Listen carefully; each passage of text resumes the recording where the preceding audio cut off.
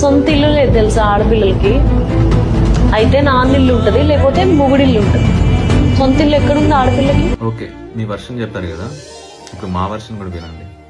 అసలు అబ్బాయిలకి సొంత ఇల్లు ఎక్కడుంది? అంటే నాన్న కట్టించిన ఇల్లు ఉంటుంది, లేదంటే బ్యాంక్ లోన్ కట్టిన ఇల్లు ఉంటుంది. ఇంకా నాన్న కట్టించిన ఇల్లు అంటారా, ఆయన తర్వాత అది మాకు వచ్చింది. అదే ఒక అన్న తమ్ముడు ఉంటే ఆ ప్రాపర్టీ మీద కంప్లీట్ రైట్స్ కూడా మాకు ఉండవు.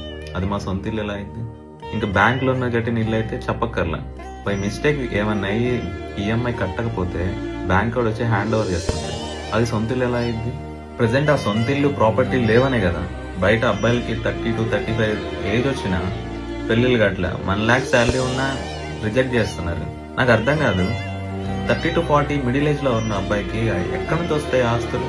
తాతలు నాన్నలు సంపాదించిన వాళ్ళు పక్కన పెడితే నార్మల్ వాళ్ళ పరిస్థితి ఏంటి? ఆ ఏజ్ లో అబ్బాయిలకి తల నిండా బాధ్యతలు, టెన్షన్లు, బ్యాంక్ లోన్లు, ఈఎంఐలు ఇవే ఉంటాయి, ఆస్తులు ఉండవు. అప్పటికి కొంతమంది అబ్బాయిలు సొంత ఇల్లు ఉంటే కనీసం అమ్మాయి నేను ఇస్తారని చెప్పి లోన్లు పెట్టి ఫ్లాట్ తీసుకుంటున్నారు. దాంట్లో మళ్ళీ ఫ్రిడ్జ్, టీవీ, మట్టి మసానం, కారు అన్ని ఈఎంఐ మీదే. పెళ్లి అయిపోయాక ఖర్చులు పెరుగుతాయి, మళ్ళీ ఇవన్నీ బ్యాలెన్స్ చేయలేక టెన్షన్లు, ఫ్యామిలీ ప్రాబ్లమ్స్, ఇంత ప్రెజర్ భరించలేక చిన్న చిన్న ఏజ్ లోనే హెల్త్ ప్రాబ్లమ్స్, హార్ట్ అటాక్స్ చనిపోతున్నారు. ఇలా ఈఎంఐల మీద జీవితాంతం బతుకుతూ జాబ్ ఉంటదా ఉండదా అనే టెన్షన్, ఎప్పుడు ఏమైద్దో అనే టెన్షన్, ఫ్యామిలీ సెక్యూరిటీ కోసం అని చెప్పి మళ్ళీ టర్మ్ ఇన్సూరెన్స్ కట్టాలి బోనస్ గా.